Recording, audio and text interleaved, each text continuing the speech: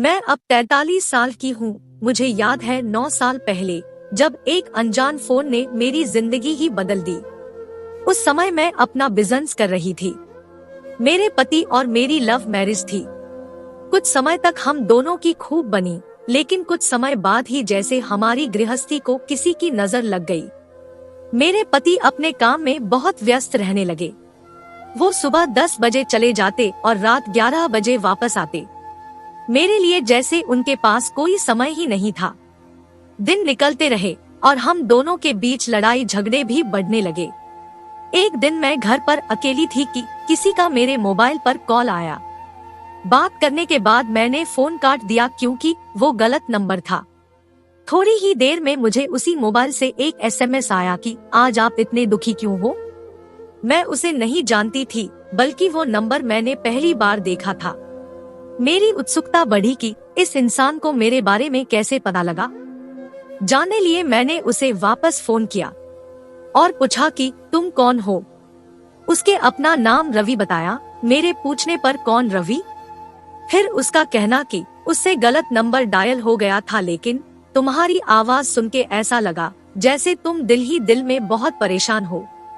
मैं कुछ समझ नहीं और पाई और उस रवि ने सॉरी कहा और फोन और काट दिया। पहली बार मुझ अबला नारी में अब एक उत्सुकता आने लगी कि इस रवि से मैंने बस थोड़ी देर ही बात की और इस रवि को मेरे बारे में कि मैं दुखी हूँ कैसे पता लगा। अब मेरी उत्सुकता बढ़ने लगी और मैंने उसे एसएमएस कर दिया। उसका जवाब आया और उस पूरे दिन हम लोग एक दूसरे को एसएमएस ही करते रहे और एक दूसरे के बारे में जानने लगे। रवि मेरी ही उम्र का था, कुंवारा था, किसी प्राइवेट कंपनी में काम कर रहा था और हम दोनों एक ही शहर के थे। हम दोनों ने अब फोन पर बात करनी शुरू की।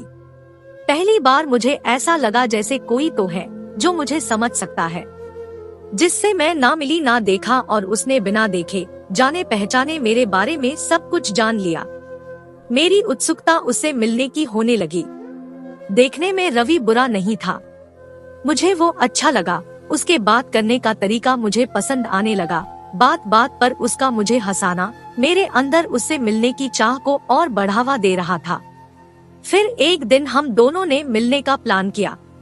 दिन में बारिश हुई और शाम को मौसम सुहावना हो गया। रवि अपने ऑफिस से बीच में ही आ गया। उसे देखते ही मेरे अंदर एक गुदगुदी सी होने लगी। उसकी आंखों में एक चमक थी। प्लान के मुताबिक मैंने उसे अपनी गाड़ी में लिया। वो मेरे पास बैठा। मुझे शर्म आ रही थी और उसका हाथ मेरे कंधे पर था।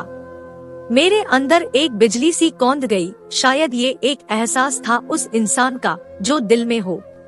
पहली बार मुझे ऐसा लगा जैसे वो मुझे अंदर से पागल कर रहा है।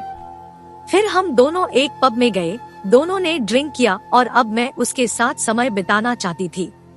उसने गाड़ी ली और अपने घर की ओर चल पड़ा। हम दोनों को थोड़ा सा शराब का सरूर था। हम उसके घर पहुँचे और उसने अंदर आने को कहा। मैंने मना किया कि आज नहीं, किसी और दिन। उसने कहा शायद तुम्हें मेरे पर विश्वास नहीं है। मैंने जवाब दिया ऐसा नहीं है।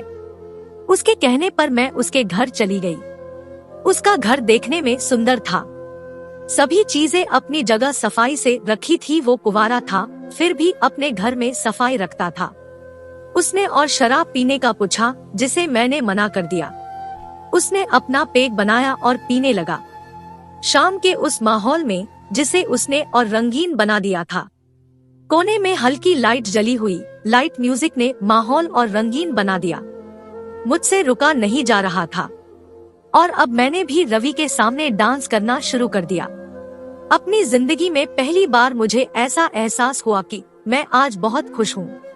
मैं खुश थी, लेकिन ऐसा माहौल जो रवि ने तैयार किया था शायद मैंने अपनी जिंदगी में पहली बार देखा था। मैं उसके आगे पीछे, कभी अपनी कमर को उसके चेहरे के पास लाकर, कभी उसकी गोद में बैठकर उसे उकसाने लगी। मैंने उसके हाथ अपने स्कार्फ से पीछे बांध दिए और उसे और उकसाने लगी। कभी उसकी शर्ट का बटन खोल तो कभी उसकी जीन्स का, कभी उसकी जीन्स के अंदर हाथ डालकर तो कभी उसकी छाती पर अपने हाथ फेर कर। मुझे नहीं मालूम मुझे क्या हो रहा था, लेकिन मैं मदहोश थी। मुझे रवि अच्छा लग रहा था। बीच बीच में मैंने उसे किस भी किया और वो मेरी ओर देखता रहा। उसे भी शायद मजा आ रहा था।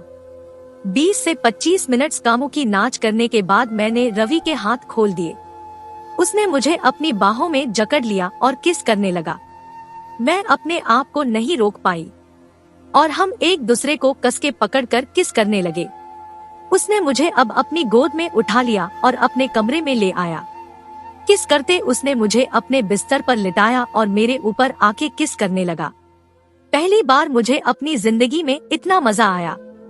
हम दोनों कब जाने एक दूसरे में इतने मग्न हो गए कि पता ही नहीं चला। उस रवि के साथ अब मेरे शारीरिक संबंध हो चुके थे। थोड़ी देर में जब मुझे होश आया तो मैं रोने लगी। उसने पूछा, क्यों रो रही हो? मेरे कहने पर कि आखिर आज मैंने अपने पति को धोखा दे ही दिया। उसने कहा, लेकिन जबरदस्ती नहीं की थी, वो हम दोनों की चाह थी तभी हुआ। मैंने अपने आप को संभाला और अपनी कार से वापस आ गई। मैं रात भर नहीं सो पाई और सोची रही कि क्या मैंने कुछ गलत किया है, क्या मैंने अपने पति धोखा दिया है। सुबह हुई, मैंने एक SMS रवि को किया और पूछा कि रात को उसने मेरे अंदर तो डिस्चार्ज नहीं किया, क्योंकि नशे में उसने कंडोम नहीं लगाया था। उसने कहा नहीं, उसने योनि के बाहर ही डिस्चार्ज किया था। मुझे शांति पड़ी और अब मुझे अपने से घृणा होने लगी। मैंने सब कुछ भुलाने की कोशिश की, जिसमें मुझे करीब 1 महीना लगा। इस बीच रवि के भी फोन आए, लेकिन मैंने उससे बात नहीं की।